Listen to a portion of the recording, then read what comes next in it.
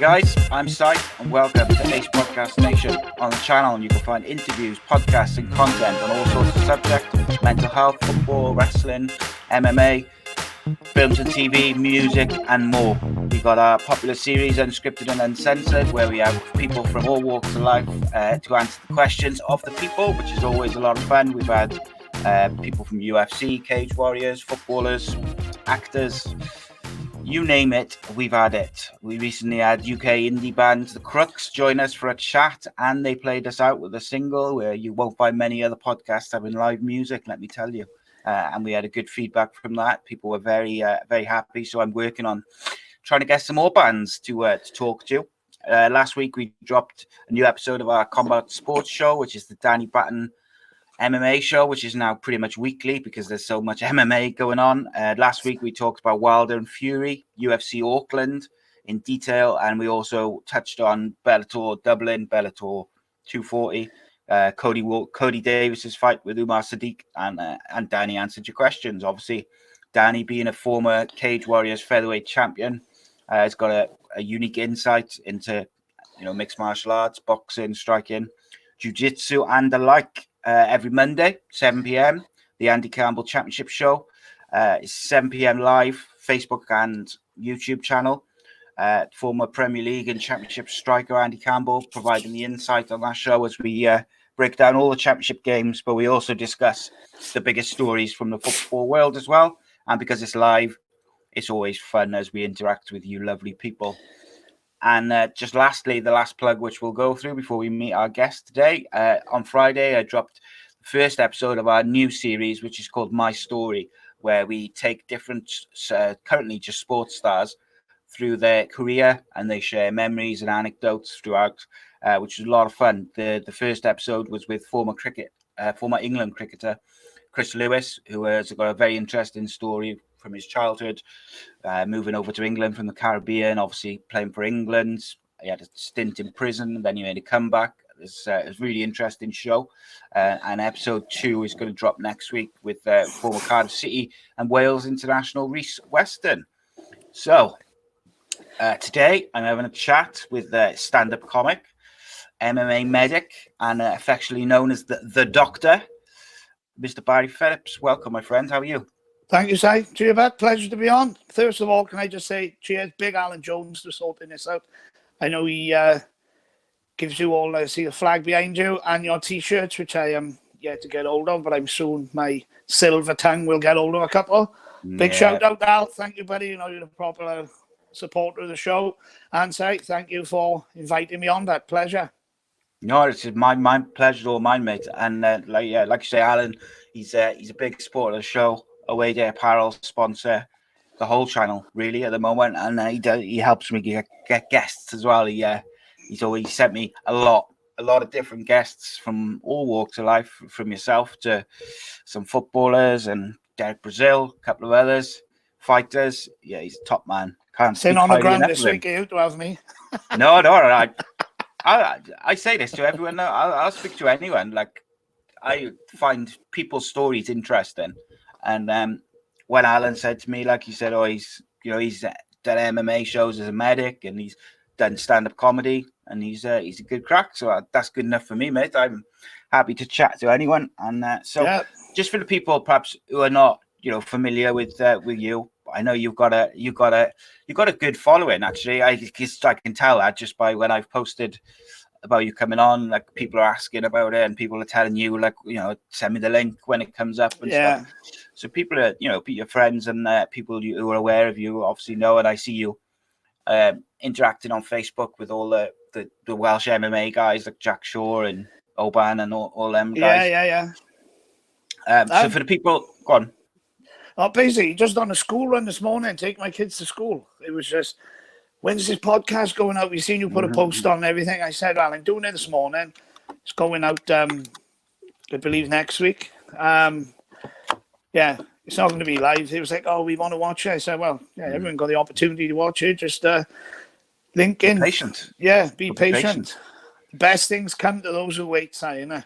That's right, yeah. And when you do watch it, don't forget to subscribe to the YouTube channel, as we're doing our best to keep growing. Nearly a year old, And just this past Monday, as this goes out, we'll have done our 150th show overall, which is kind of cool to have done that in such a short space of time.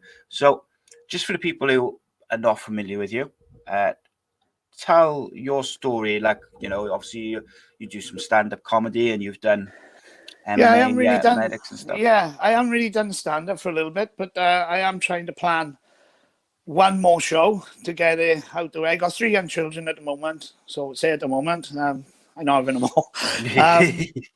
Yeah, basically the stand-up started. My mother and father were doing decorating in the front room. So we moved all the crap into the dining room, and I brought a Chubby Brown tape of someone in school. So I put it on, and everyone down Penalta Rugby Club, Fairwater Rugby Club, I was the doctor there for a few years. Yeah. Yeah, they all know the long song that goes on, 12 Days of Christmas is called by Chubby Brown. And basically, I listened to that once, and I knocked it off. Of course, with the old cassettes, you had to rewind it, not like DVDs, you get back the way you want it. And I listened to it again, and I sang it, and I knew it all. And that's all I could do. It was a massive thud next door. My old man fell off a ladder, and he was covered in paint. He was absolutely pissing himself laughing. I said, Dad, you all right? He said, yeah, you've got to get on stage. He said, if you can learn all that, just listening to it twice, you've got to get on stage. So that's what I did. I done my first stand-up show when I was 15. It was actually in a rapper DJ's thing, and he's going to hate me for this, but more people came to see me than what actually went to see I'm not going to say his name. But yeah, he was obviously allowed to smoke in pubs then. I was messing about with a lighter because I was so nervous and everything. I nearly set my trousers and my bollocks on fire. It was just some of the stand-up stories we'll get into as we go through. But yeah, I've had some great fun, met some awesome people, friends for life, same as what sport does. And just quickly, Sledge, Glenn Williams from Nails, told you I do it, buddy. There he is. Is the walkout top, which I'll get onto again later. Like 15, like I got my oldest boy's 15, and like 15's young, isn't it? To do like a stand up in front of people and do like a stand-up comedy bit. It must have been quite daunting. But then I guess like even for doing like podcasts and especially the live ones, the first couple I was nervous and I was like, I'm not really anxious before it. But then I think once you've done a couple, you kind of just get into the flow of it and you get used to it. What was that first one like? Were you like proper? I tell you what, you ask even now, right? I'm nearly 43 now. Even now, my wife hates the build up to a show. The week I'm walking around the garden, it's the same as what Shaky done in his program where he put under, all right, Shakespeare, and that was what he just said, that everyone only sees the 15 minutes in the cage when he was doing the thing before Jack fought Conman there in Newport. And that's all people see is the hour or so of nonsense you talk on the stage. They don't see the 6, 7, 8, and believe it or not, 8 to 9 months it takes to redo a new set. They don't see you can't sleep in the night. It's just crazy. It is just mad, just for 1 hour of talking nonsense to make people laugh. But it's that laugh is the best drug in the world. You'll just never, ever, ever beat it. It's the same as I don't know, and not so much MMA, anything, any big performer. If you're on the stage and you get in the, and you get in the reactions you want, it makes it all worthwhile. It just makes all that. It's well, funny enough, like do you mention that? Like obviously, like we did a live show Monday for the football, and like during the show and straight after, people were like texting me and messaging me or whatever on like Twitter and Facebook and Instagram, and they were saying, "Oh, that's the best one yet," and that was really good. It was a lot of fun. It's best football podcast, all this, and like that, like it gives you a lift, and it's like nothing else. I think in life because I'm not used to it because I would like say I've barely been doing this a year, and then it's grown massively more than I thought it was going to in this short space of time.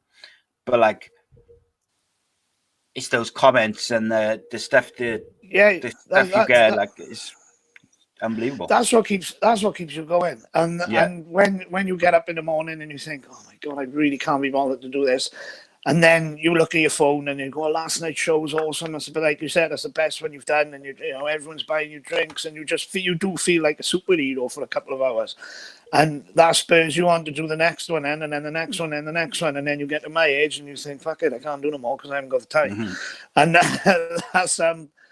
that's the way it is. And if honestly now, if you could see what I am like on the day of a show, it's unreal. Good mate of mine, Andrew DeCorney. All right, Sam. He used to come into the back room when we was doing all the local pubs, rugby clubs, and everything, and he'd grab hold of me and he'd just say, "Just perform, don't entertain." And them words have stuck with me since I really started.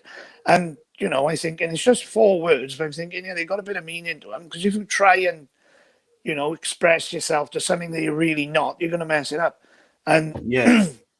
like a lot of people say to me, you know, a lot of people don't like Chubby Brown. I personally think he's brilliant. But I never say that a stand-up comic is rubbish, because how can someone fill venues all over Britain for 40 years and be crap?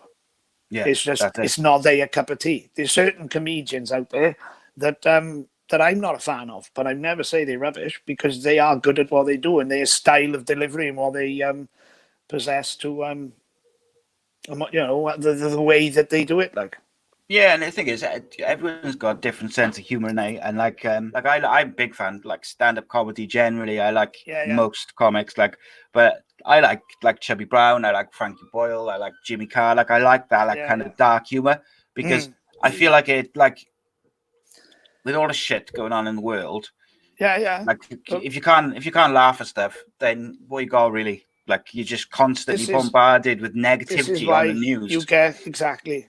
It's not news anymore. It's no. Screw it. I can't watch it. And you get people moaning in like the workplace and stuff. And I'm like, fucking really? Mm-hmm. You know, just it is. Yeah, that's why. Can I I like just comedy. give a shout out to my workmates as well, please? Carry on. Yeah, Arc Training Co. CSCS training, do every type of construction training. Steve, you think I'm good looking today, Sam? Wait till tomorrow. Chris, Calf, Sarah, and Pricey, big shout out to you. Pleasure. I told you I'd give you a shout, see? But yeah, listen up next week, and I'll just wait for your boots when I come back. All the old sons. Go on, sorry. No, you're right. The way I look at it is like, and people sometimes they get offended with like stuff like Frankie Boyle says, or like Jimmy Carr. But the way I look at it is you've got to take it in a bubble that of course you it's a joke. It's a joke. It's not, you know. Frankie Boyle doesn't really think those things. You were not going up to someone and personally saying it in an aggressive manner to them to specifically offend. I've had loads of people walk out to my shows. And to be honest, with you, I can't say what I said on the one thing, because it'll just cause absolute uproar. But it was, I'd love to, don't get me wrong. But yeah, I've had people walk out. I've been called different things. I've had beer chucked all over me, which was good because I opened my mouth and had a free pint. Yeah, I've been called all sorts of things, you know, but the good outweigh the bad then in that. I'm a massive fan of comedy in general. I love Only Fools and Horses. I think it's superb. John Sullivan's a masterclass at the comedy.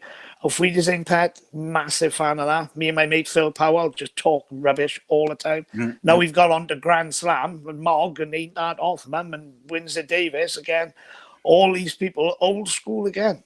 And it seems to think that we pay our television privileges now to watch UK Gold and things that were on 20, 30, 40 years ago. Well, that's the thing. The thing is, like, I don't watch it. I was thinking about this the other day. I don't watch any TV. I don't watch any live TV at all. And I actually was thinking, why do I pay a TV license? Because no one in my house watches live TV. Yeah. The kids watch Netflix or Amazon. Netflix. Yeah. And like the only live I watch live, like football or boxing or MMA. Yeah.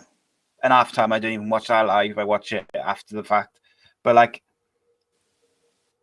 TV, the TV on like BBC and ITV, and it's shit.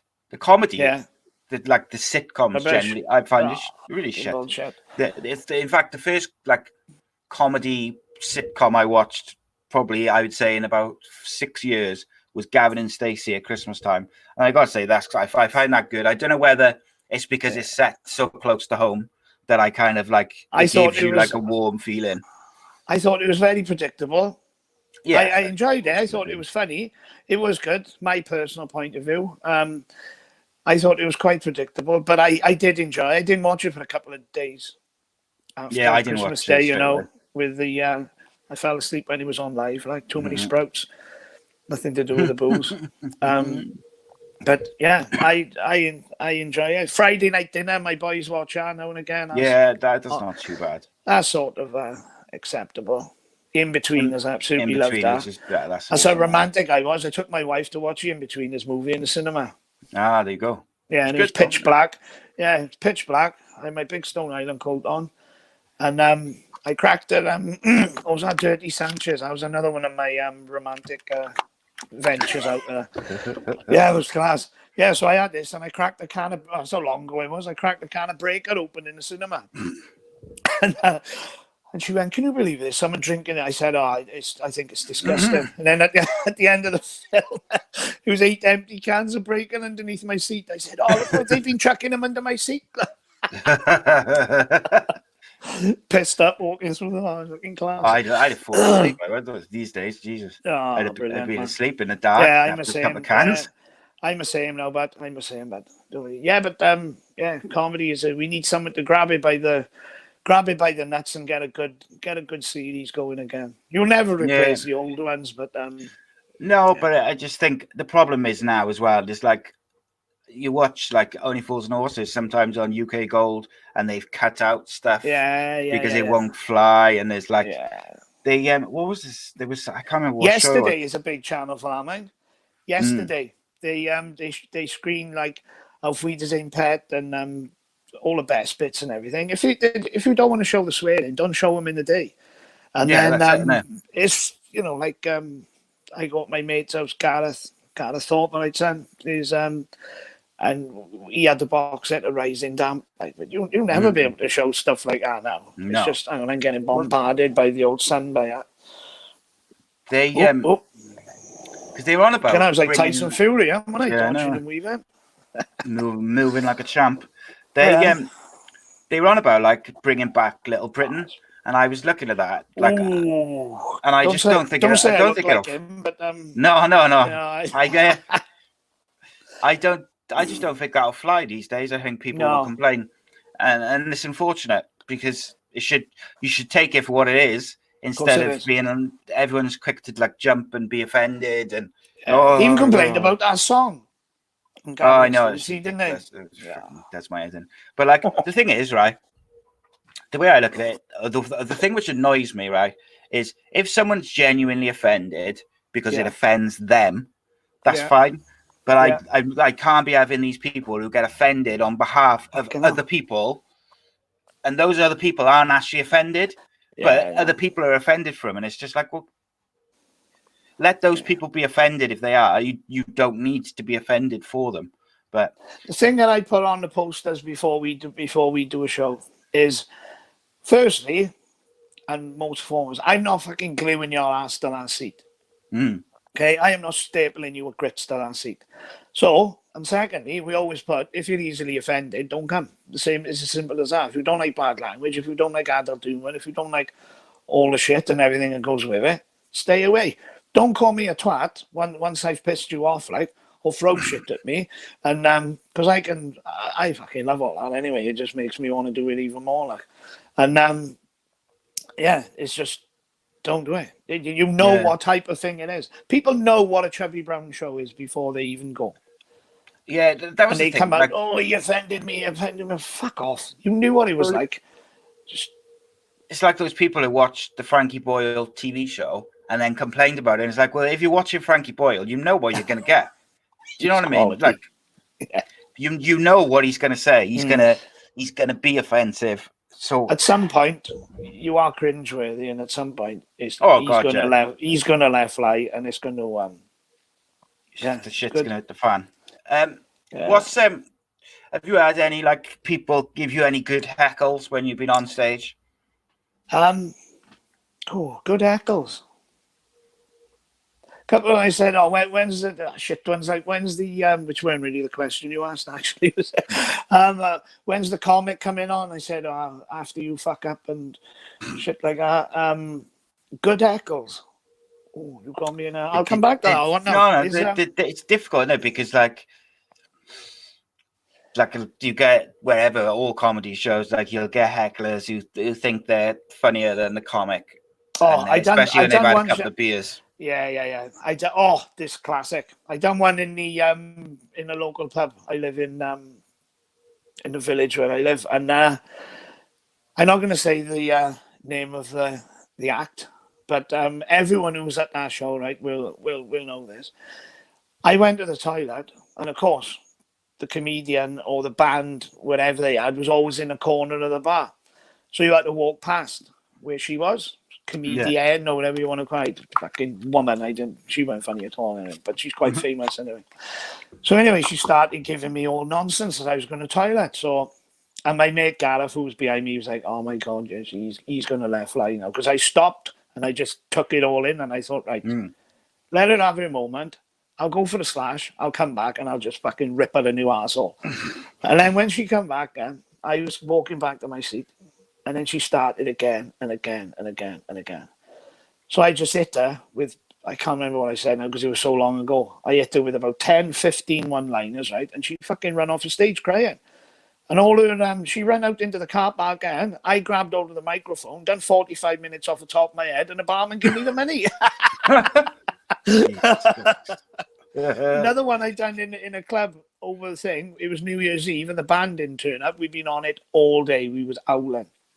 So the fella who ran the club, he said, "Oh, Baz, just do us half hour and I'll bang you a couple of quid." Of course, I went up there, been on a bow all day. It was absolutely smashed. And I fell off the stage. And people thought that was part of it. I nearly broke my fucking collarbone. But they were all fucking pissing themselves laughing because they thought that was part of what I do. And I was like, no, I'm smashed. that weren't supposed to happen. Fell over. Yeah, it was mad. Some good stuff like that, yeah. But I'm not sure if people sort of shout and stuff. They don't. Yeah, they now and again. But I think they're afraid of sort of the reaction that they could possibly get. Well, the I thing did follow one woman into the toilet before. All right. Because I had a cordless mic, and I could see that she wanted to walk past me, but she wouldn't. So she went the other way. And as I heard the cubicle door go, I sort of met her in there. And then I'm talking to her through the door then, with this cordless mic, shoved the microphone under the door so everyone could hear her having a piss. That was all right. I just... Oh, you get it all with Baza. You get it all. Yeah. Do you know what? Like, over the years, like I've seen a couple, like more than a couple of comics, and some of the best comics particularly for dealing with like hecklers and stuff, are the ones who I've seen doing like private dinners and stuff like that. I went to a couple of cricket club dinners, and they were so sharp, like so quick. And if they've got to be, because these rugby clubs, they follow. They've been on it all day, and they just see someone famous in front of them, and they think, right, I just got to. Yeah, but they are quick. They're witty. They're sharp, and they've learned to be like that as well. And you got to. You look at ex-rugby players who make a fortune. You have one good couple of games for your country or your club, or especially the Lions. You have one good tour for them, and you're made for life. John Bentley's done now. We had a 97 tour where he was awesome. Rugby club dinners, he'd done all around here and everything. And Paul Wallace was the same. We had him down Penalta. Where Matthew Tucker thought it was funny, and then he could scrum him all over his front room, smash the house up. But that's what you do. His life weren't too impressed, to be honest. Yeah, the thing is, like I think what people sometimes don't realize, like for people like professional stand-ups, particularly the ones who are like early into it, who are not like writing for TV and stuff like this, or TV shows and that, they don't realize that to make money from it, they've got to go and do like work parties and you've got to go and do all stuff. You've got to really just go and do shows, and also they need it to practice as well. Yeah, of course they do. There's no better thing, is there, than doing it in front of people. Jim Davidson stood on a chair in the middle of a pub on Christmas Day, and he didn't want to do it. He said, but that's the only way where he knew there would be a crowd in his local pub where his dad was having a pint, like, and he just got up, racked off a few jokes, took off for him, and a lot of people don't like him. To me, the newish comedians now, they all try and be very similar to Lee Evans, because when you get one good one, then they all try and copy. And if you've got one person that can be himself and take that to a new level, which he has, it's pointless copying them because you'll never get to the way they are. And there's quite a lot of them about who try and do what other people do, and they try and be who they are through themselves. You had a lot. There was a couple of years ago. There was a lot like they're all very similar to Jimmy Carr, like trying to be like that well-spoken kind of middle class, comedian who's kind of smart and does it that way. But people don't realize, see, these comedians, Jimmy Carr's fucking super intelligent, man. Yeah. Really, really, not as brainy as me, like, but he is super. And they've and they've all got, proper good educations behind them. Yeah. Just because you can talk shit, it doesn't mean you're dull. Like, it just means you've got another string to your bow, and people. I think people are jealous of it, to be honest with you. If you can make people laugh, that's the gift that my father said I was given. He said, you've got a gift to make people laugh. Pele had a gift to play football. I can make people laugh and save people's lives. And that's the end of it. Well, that's it, isn't it? But the thing is, I think people don't realize as well. Like, I always think, like, how do comedians remember like a whole hour and a bit set? Because like, I've done like one or two, particularly at the start. I did a couple of podcasts where it was just me speaking into a camera, and like, it is hard because it's just you talking. You got no one to battle off, no one to have conversation with.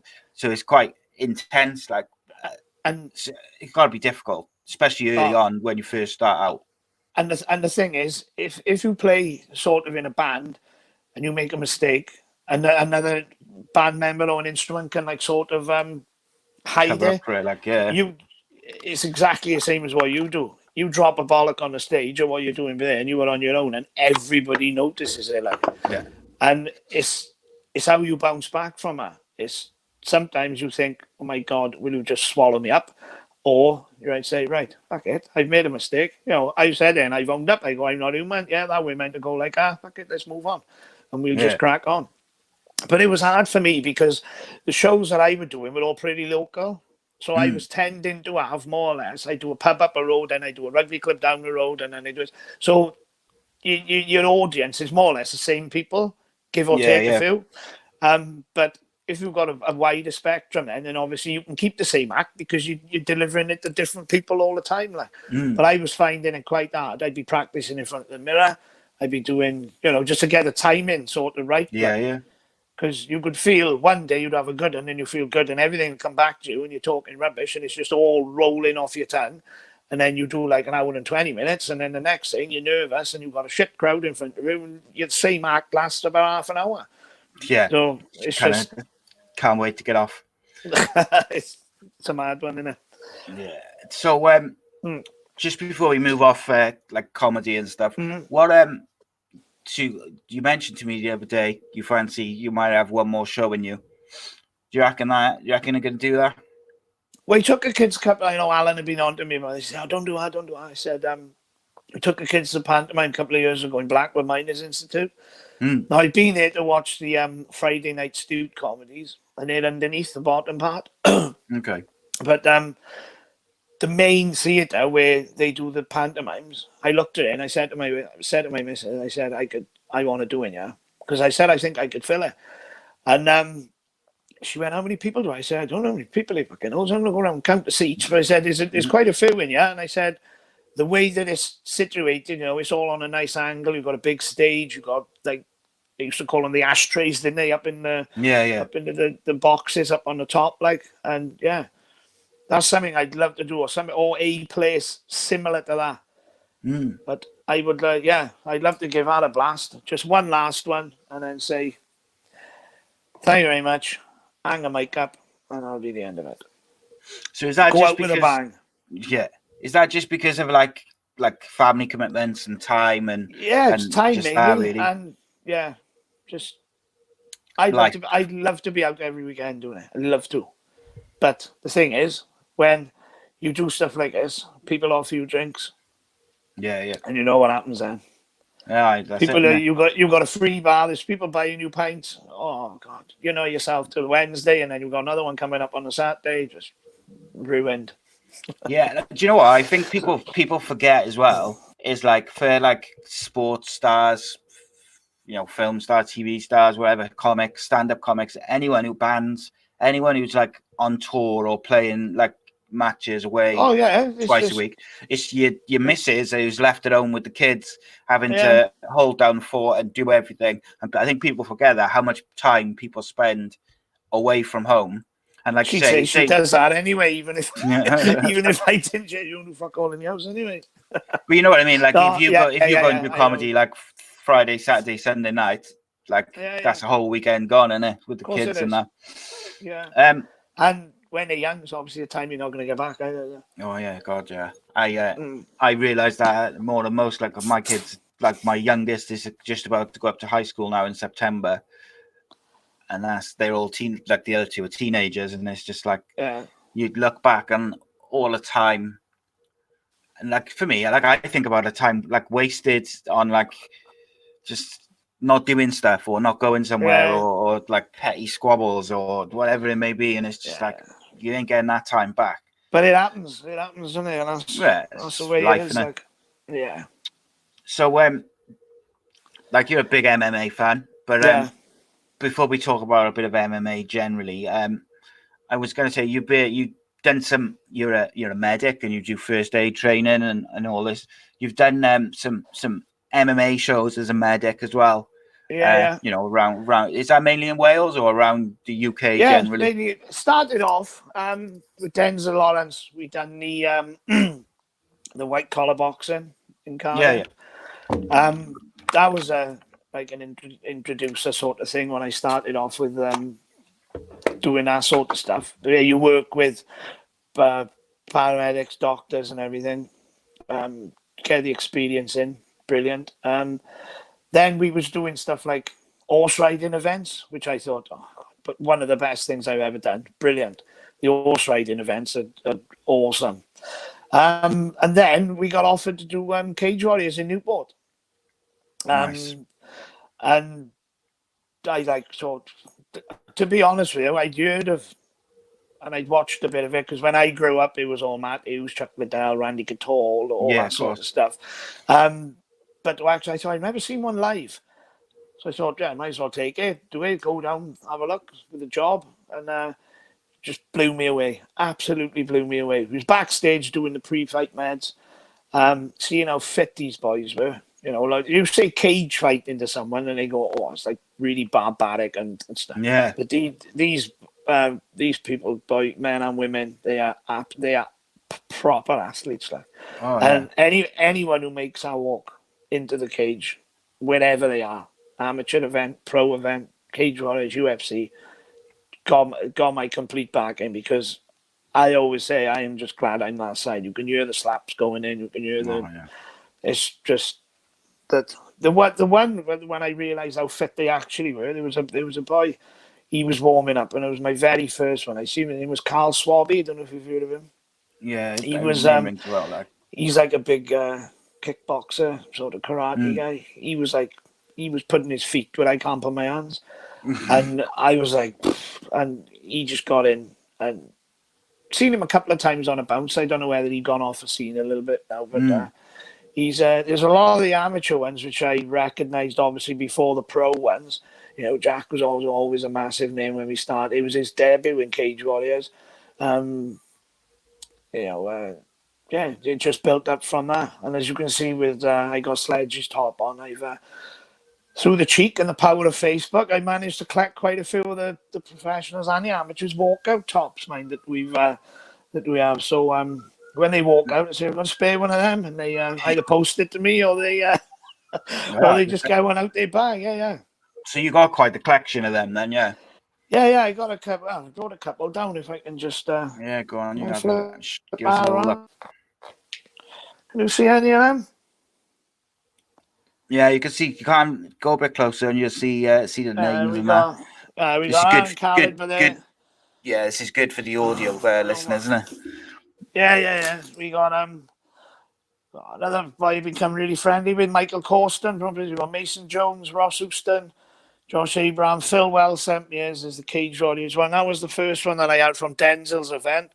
Obviously, got to put that one in. That was the last one I done for the Interclub with Shakey's on. Jordan, and then there's the other one there for Ross Houston. That was a Night of Champions. I was up in London. Nice. Porth Cricket Club, the mighty Porth, where Dr. Gilchrist is behind the stumps, just about.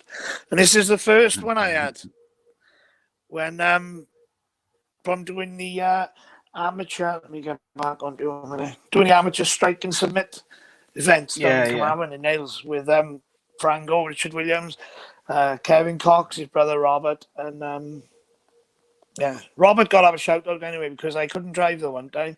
And he came from Carmarthen all the way up here to pick me up and drop me home. Brilliant. And you Thank go. you, mate. Awesome. So, like, obviously, like I was going to say, like guys like who you saw, you know, like when they were perhaps a bit younger, or like at the in cage wars, like Jack Shaw. Obviously, he's in the UFC now. Yeah. And you know, he's really, really highly thought of, Jack by the UFC. His fan base have just escalated from being, you know, he was always popular when it was his Cage Warriors debut with Newport Cage Warriors 76, I think it was, and he fought that young French boy. But he just I'll be honest with you now, just not because I know him, just because I can't. In Cage Warriors, it was everyone said that Ekandeo was going to beat him. He'd be too strong and all this. He just schooled him. And people were saying that Scott Malone would be the next one that would be able to. He clipped him, but couldn't get it. The other rounds and the other clinches and stuff they had. He just at the moment his UFC debut was awesome. He was Incredible. Personally, I think he'll go all the way and win a belt. I honestly do. I think he's going to be a McGregor in the and it'll be great, obviously, because it's Welsh MMA, and we're familiar with him and who he is and what he's about, and most down to earth person. Oh yeah. You know, when Scott Malone was trying to give it a big one in Caerphilly Castle, it wasn't so much a big one.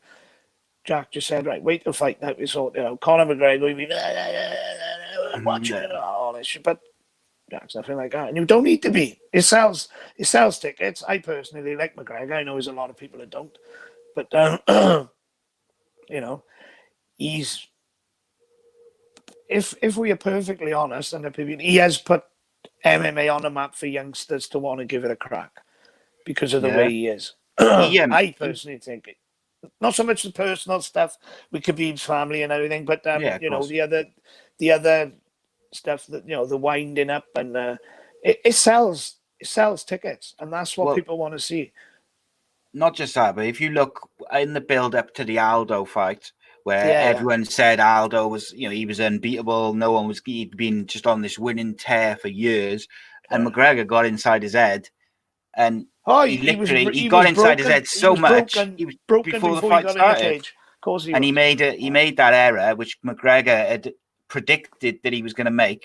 He'd said before the fight, he's going to do this, and I'm going to do this, and he did it, and like a charm. Like, obviously, like you say, he's, you know, some of the stuff over the last couple of years, maybe he's gone over the line a bit, but he also, I think, he changed the game for fighters as a whole in terms of getting paid what they deserve.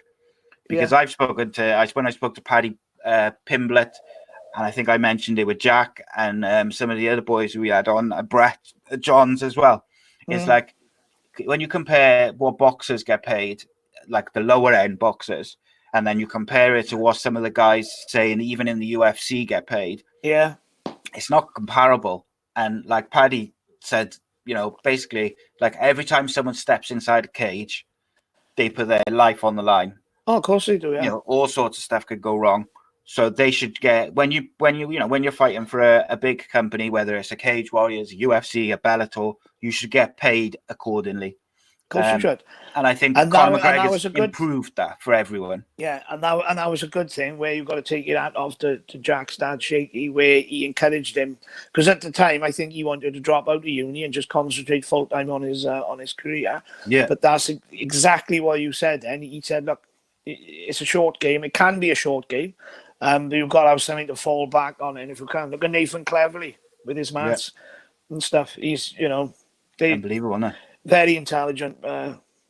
Yeah, and people write Nathan off because he's a boxer. People think he's stupid. Yeah. And he's a really, really intelligent guy. Like, just going back to something you said about like Jack being so down to earth. I tweeted Jack and I said, "Will you come on the show?" I didn't even expect a reply because, like, he's in the UFC, he's got a big following. He came back to me pretty quick and he was like, "Yeah, let's do it." And he come on, and I had so many questions sent in for him that we couldn't get through them because obviously he was training and stuff. Yeah. So we only had a certain amount of time. And he said, like, straight away that day, he said, "Look, I'll come back and we'll do the rest." Yeah, he was warming up the boys and the girls for the show Interclub on it was actually on my son's birthday. And I just said to him, I said, "Oh, Jack, quickly send my boy a quick message. Stop what he was doing." Exactly, yeah. Sent it through. I sent it, and he was absolutely bouncing when I got home. He was. If you Google everything, right, about Jack Shaw, I know we're going on about him in a little bit. No, yeah. There's only two people, right, that know that Jack Shaw has got one defeat on his record. Who's that then? And that is Jack and myself. Because after we done the after we did the Interclub, we was having a bit of banter in Shaky Gym, and Jack said, "Oh, I lock up," and I was getting my stuff ready, and I was in the cage just cleaning up.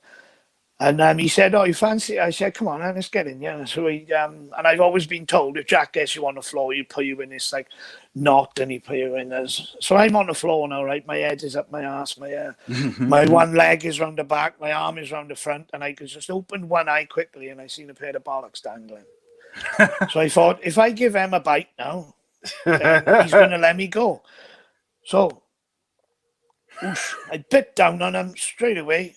And then next thing I know, he tapped out. So that is his only thing. And the thing that I will tell everyone listening now when this goes out, it's amazing the strength you get when you bite your own bollocks.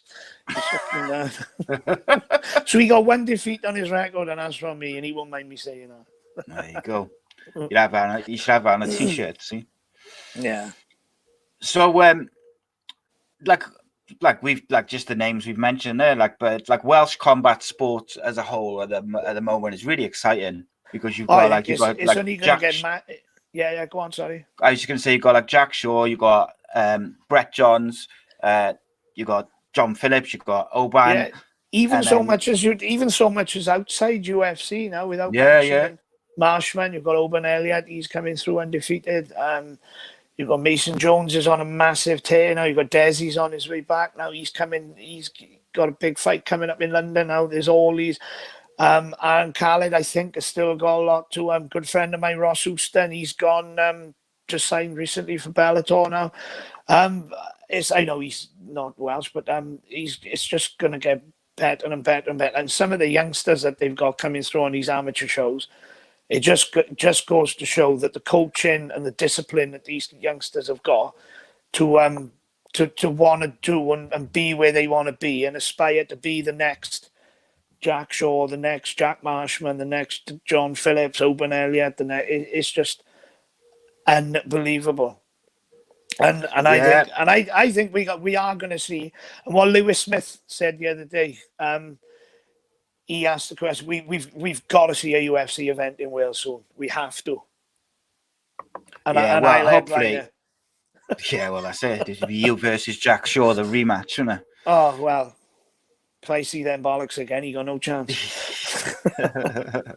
But you know what? I think if Jack keeps going the way he's going, he's obviously got a fight now in 21st of March in London. Yeah, I don't know a lot about his opponent. De Freitas, is it, or something? Yeah, De Freitas. I think if if he can win a couple more fights, because they think so much of him, that I wouldn't be surprised to see him put an event on in Cardiff. Because the thing is, they could put an event on in Cardiff. You could have Jack Shaw main event for a number one contender or whatever. Put him in the mix. And then you got like John Phillips, you got Brett Johns, who can all come on the show. Brett might get booed in Swansea, in Cardiff. He won't mind me saying that. He'd be all right. There'd be a little get Big Al to security him. He'd be all right. Yeah, well, that's it. There's a good chance, mate, if Jack can string together a couple of wins now, that he might cross paths with Nathaniel Wood. I think that'll be a barn burner. I do. Oh, that'll be a boot. But again, Nathaniel Wood was unlucky the other day. He was he made an error, and I think if he fought the same guy 9 times out of 10, Dodson, I think 9 times out of 10 he'd probably beat him. He just made an error. But the thing that's great about MMA is such an unpredictable sport. You can see two people, and then like me and my buddy, we went to Cage Warriors, and we was sat there, and when they were coming in, I said, right, who's going to win this one? Him or and we was always picking the wrong one, because it doesn't matter what they look like. It's just you can't choose, because there's so many. It can start only one way on the feet, but it can finish hundreds of ways, and that's the beauty of the sport. And I think that's why it's growing so big, and that's why it's massive, and it's only going to get bigger, and it is only going to get bigger. And in Wales, it's only a matter of time. And Lewis Smith, keep going to get that event in Wales, son. It will happen. It is going to happen, definitely. And I don't think we'd be able to do it in like the Ice Arena or anything. It's going to have to be Cardiff City Stadium, Millennium Stadium. Yeah, that's it. It's going to have to be.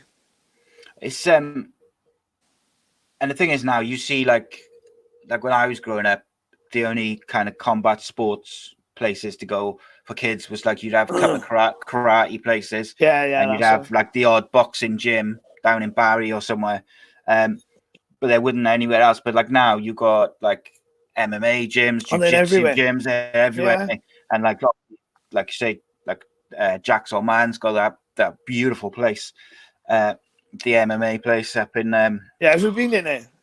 I haven't. I've seen the pictures, and I've like spoken to people. Well, let me tell you now, the pictures don't do it any justice. It's a fabulous facility. So what you need doing is facilities like that in Wales for kids to go to, because like I say, two of my kids are teenagers now, and my other one's getting there. It's like if they were little now, I'd get them to go and do jiu-jitsu and MMA training and stuff like that. But it wasn't even around maybe like 10 years ago, like it is now. Even the ones like when we do the strike and submit and down nails. Oh, another one, quick shout out. Reese Hughes got an amateur title fight coming up now on the 28th in Aberville. That's Oban's heading now as well. There's Grasshopper, Jason Jenkins, and Jason Jenkins is on our card as well. That's going to be another ripper of a card. And people think the academy. I've seen a lot of the best fights on those academy cards. Yeah, those academy cards are wicked. I think it's such a shame that they don't put it on TV. See, even if they put it on streaming, like BT app or something. Oban and Josh Hudson's fight. That would have been worthy of a main card on any promotion. I think Oban will be in the UFC. I do by the end of this year. I think. He's got an. I like him. I like the way he conducts himself. I like the way he got that sorted. He got that chael sounding about him, hasn't he? And, he's got a gift to the gab, hasn't he? Yeah, and he's another one. But he's another one, Barry. Right? Cliche of what Conor McGregor said, but he backs it up what he says. Yeah. But he's another one. See, he come on the show like straight away, nice, just down to earth, top man. Like, and I had a really good like chat with him, and I had a right laugh, and like, he's another one like so down to earth, but like he knows the talent he's got, and he knows what his goals are. And he knows where he wants to get to, and he knows what he's got to do to get there. And then it's so exciting just watching these guys like coming up, because you can see if everything goes to plan and they stay injury free, you could end up with like a couple of few Welsh champions, couldn't you? Yeah. Oh, yeah, definitely. That's a massive point you made. This injury free Yeah, is that's it, innit? something that When you get smashed they've in the head for a living, there's always a risk that you're going to pick up injuries. And the thing is, what people forget about is obviously with MMA, you've got all the injuries you can pick up from jiu-jitsu and all these But various things. That's when doctors come in and see. I say when the doctor's got to get his magic hands working. But also, it's like especially when you're lying underneath Greg Carlo's heavy top game as well. I had to get that one in. The thing is, as well, like because we know like that little bit more about concussions and stuff and CTE than we did 10 years ago. You'd like to think that combat sports generally are a bit better at protecting the fighters from themselves as well. But then exactly. You say that. I watched the Tyson Fury versus Wilder fight on Saturday, and I got to say, I thought they could have stopped it about a round earlier. He got I haven't seen it yet. Wilder. He got for the last couple of rounds. He was just getting smashed in the head and the body, and I was just thinking, does he need to keep taking these hits where he's not protecting himself? I know they want to give him every chance to, to win, and he's got the power to end it with one punch. But like getting smashed around the head and the body by a heavyweight when you're not defending yourself, I don't think that's a good idea. Like, but no, I personally haven't seen the fight. I used to be a bit of a big boxing fan, like when obviously Ricky Hatton now was about, but since the emergence of MMA, I don't tend to watch boxing an awful lot now. I used to follow all the Cleverly's fights and stuff. Joe Calzaghe obviously was the one when I was growing up as well, and it was all. They keep putting them on these silly times to. Well, that's with the Americans. With Like, I gotta say, like, if there's a few boxers who I'll watch their fights and I'll follow. Like I would watch Cody Davis, and he's a Welsh guy, but like Cody, he was unlucky the other day when he.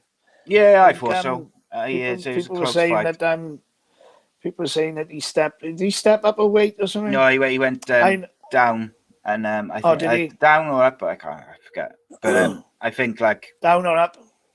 Yeah, I think as I said when he was on about Eccles, and he said someone shouted something to me, and I said you wouldn't know which way a lift was going if you had two fucking guesses, and they were like. They was just looking at me, and then one thing I use then is anyone got a pen and paper to just explain it to him. So you're basically announcing that they're the thick fucker. Like. But go on. sorry. Yeah, Cody, no, you're right. I know his grandfather very well from my time up in the leisure centre. Mike, all right, Mike the bike. He's the fittest, but you won't mind me saying this. I think he's over in his 70s. He is super, super, super fit. Swimming, bike, running, the lot. But he still mixes it with a swig, see? So it can be done, people. Can be done. Yeah, definitely. So just to finish off, I was going to ask you an MMA-related question. John Jones, do you reckon he's the greatest of all time or not? It's tricky, he got a defeat, didn't he? Yeah, but he got defeated, but by disqualification, he got disqualified for I think it was eye poking. Yeah, and it's and he was winning the fight. I thought he was hoovering stuff off the mat. But, I think he got to be definitely up there. If you take out everything out of the cage, and you just look at his fights and his fighting career. I think that you can't find many better. And he's got everything to go with it. He can do everything. Yeah. But it's difficult, isn't it? To just completely forget. It's the same with Conor McGregor. As much as you want to look at it from just a purely sporting point of view, it's difficult to ignore all the stuff. Everything else that's gone around cage, and all the stigma that's attached to him. Yeah. Kevin Cox is undefeated, man. Is he? Yeah, from Carmarthen. There you go. He's the boy. 3-0. So it's either John Jones or him Kevin for me. Cox. Yeah. Seems about right. Beast mode. No comparison. And he is.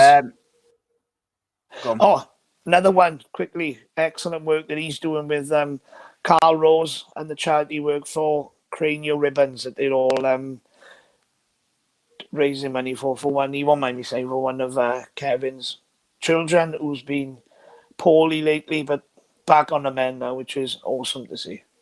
Good stuff. Right then, Barry. Let me think. Is there anything else I want to grill you on? If you could pick one Welsh fighter from MMA who you think is going to go all the way, I think I know the answer, but if you think who's going to be a champion, who would it be? The obvious answer is the Tank, innit? But yeah. if we look elsewhere, there's a lot of youngsters coming through, and I mean a hell of a lot. If people are unfamiliar with the Welsh amateur MMA scene, get yourself clued up on it, or even better still, because I said to my mate, once you go to one event, it doesn't have to be Cage Warriors, it can be like a strike and submit, it can be an interclub, it can be any. You will see talent coming through. Jack is top end of the scale, as we know. Mason's looking sharp when he took out Desiree, I thought, because he's a tough nut. Donovan Desiree. Oban again, we've spoken about him. He's up there. He's gonna make a serious name for himself. Jordan Peak. That's the one. I can remember his surname, Jordan Peak. Yeah, I think he was supposed to be fighting Ben Ellis on the 28th on the Ebervale Academy card. I'm not sure. Yeah. Has he pulled out through injury? I don't know. But I'm sure I've seen an advert there that Ben Ellis needs an opponent, so I'm a bit heavy for him at the moment, and I'm a bit, unless I get back on the treadmill, he's but yeah, the amateur, the best advice I can give to anyone is get to a show. I remember my missus said to me before is even when I don't work on them, I still pay to go and watch them. So like Cage Warriors in Cardiff for like £65 for a VIP ticket. It's not that bad, is it, at all, really? No. But when you break it down and explain it, you go and watch Wales play rugby for 80 minutes, it's nearly £100, and you're paying £65 for like starts at 4:30 and finishes like 12 o'clock in the night. So what'd you get for the VIP ticket then? Cold.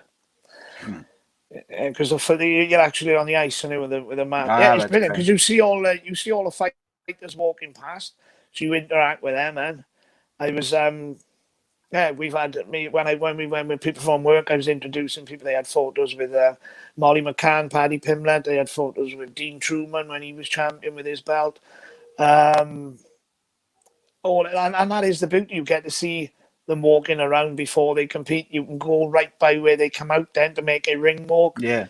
You are allocated seats, but there is flexibility for you to shake hands, said this, but there is flexibility for you to walk around and move about a little bit. You can stand up by the bar if you want to. It's up to you.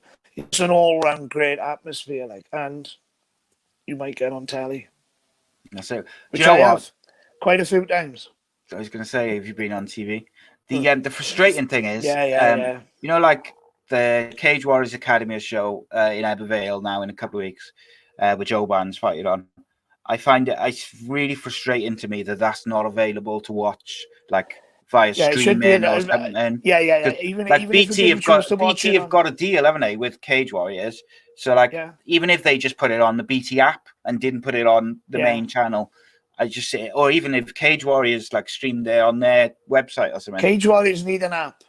Yeah, they do. Yeah, just Cage Warriors need it. I got the UFC's app.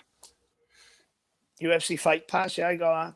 Yeah, they should do a deal with Cage Warriors together because I think there's a market for people to watch. Like that card in Ebervale is a really good card. Oh, it's superb, and it's not just based purely on a lot of it is Welsh MMA, but there's a lot of good fights that are going to be on here. Michael Corsten will be down. He's gone into rugby now, which might get onto the coach. I want to come up and present you with your jerseys before your big game. He was an ex-training partner with Oban. What's his name? Chris Sterling. He's another one from over that way. He's another flyer. He's on a ripper of a tail. He's another one that could make a massive impact, and I've seen him he's done a lot of competing in Wales, and these boys, and girls obviously, they're not afraid to come over. One thing that I found funny, when just quickly with the Cage Warriors, it was when we had the snow, and we made our way down there, and I had a spare ticket because my buddy couldn't, and this young girl phoned me up. She had, because I put it on Facebook, anyone want a ticket, because I didn't want to lose the money, and I said, yeah, I'll meet you outside. Sort out the ticket. It was Corey McKenna. So she was sat next to me, and she was talking to me. I said, all right, well, what do you do? And she went, oh, I'm a fighter. I was like, no, you're not. Next thing you know, then she's headlining the either the amateur or starting off the pro card on the next event. So that was just something that was surreal and crazy. But it's brilliant. The people who meet through sport and the people who meet through doing, especially, very, very fortunate, like yourself. I'm fortunate to do something that I absolutely love, meet people that other people realize, and it's just what I said to Cheeky when we done the Interclub and I went to the toilet. He was like, come on, Baz. I said, you cannot start without my arse sat on that seat. I'm the most person in this building. Don't worry about your UFCs. Superb. Right. Barry, thank you for joining me, mate. Have you got a Twitter or a Instagram problem. or anything like that? No, I don't bother with all that lot. No, I just keep myself to myself. I have enough shit off the wife, so I don't need it off all angles from social media and the internet. Sorry, Kev, love you, bud. Guys, you can follow me. Follow us on Twitter at ACEcast_nation. Same on Instagram, facebook.com/ACEcast Nation. Subscribe to the YouTube channel, youtube.com/ACE Podcast Nation. And you can find the audio versions of all our shows at the usual podcasting and radio apps, iHeartRadio, Google Podcasts, Spotify, Stitcher, funny. all us.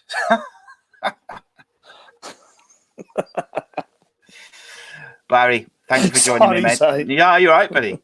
Thank you for joining me, mate. I really appreciate it. And, Absolute pleasure. And thank you. Guys, thank you for we'll having see me. you. Brilliant. No worries, absolute mate. Pleasure. My pleasure. Thanks everyone for listening.